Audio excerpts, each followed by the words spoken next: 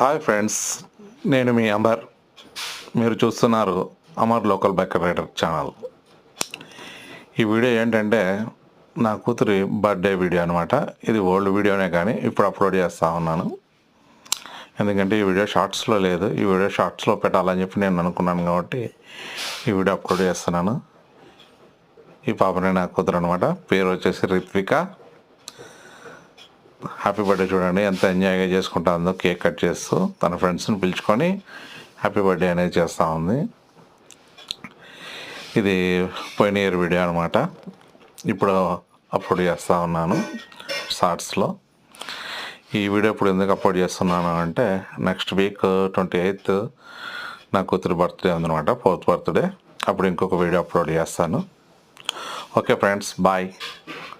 Please subscribe my channel and share and like my channel.